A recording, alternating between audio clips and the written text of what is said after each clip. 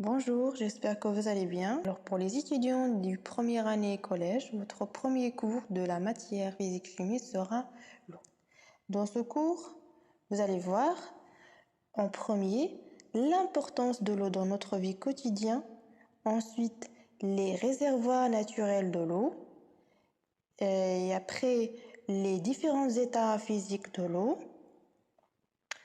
le cycle de l'eau et finalement l'usage de l'eau au quotidien. Et donc, comme vous savez, l'eau a une énorme importance pour les êtres vivants. Il est indispensable à la vie. Il est omniprésent sur la Terre. Il recouvre environ 70% de la surface de la Terre. Pour les réservoirs naturels de l'eau, on trouve par exemple les glaciers, les mers et océans, l'atmosphère, les eaux souterraines, les rivières et lacs. Pour les pourcentages, alors chaque réservoir a un certain pourcentage d'eau. Par exemple, les mers et les océans représentent 97,2%, alors que les eaux souterraines représentent 0,6%.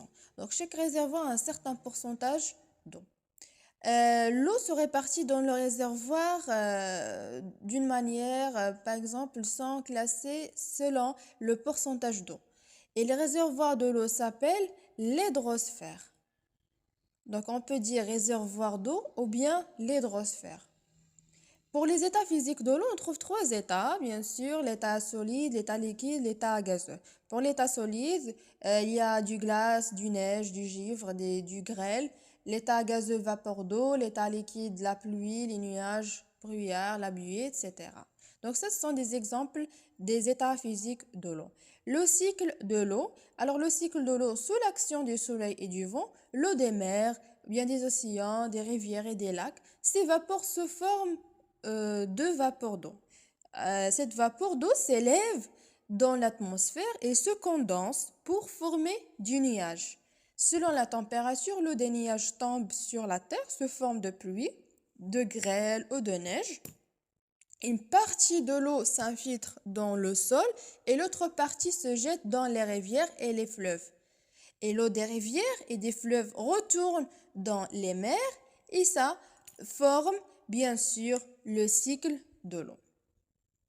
Le test de reconnaissance de l'eau, donc pour savoir est-ce qu'un solide ou bien un liquide contient de l'eau, on utilise une poudre de sulfate de cuivre anhydre. Anhydre, c'est-à-dire il ne contient pas de l'eau. Et on utilise cette poudre. Donc, cette poudre en contact avec l'eau s'hydrate, devient hydratée de nouveau et prend une couleur bleue.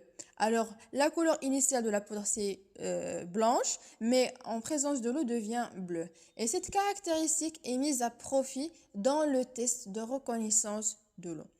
Alors, pour préparer, par exemple, à l'envers, pour préparer des sulfates de cuivre anhydre, on chauffe d'abord du sulfate de cuivre hydraté bleu dans un tube à essai. Pourquoi on va chauffer du sulfate de cuivre hydraté?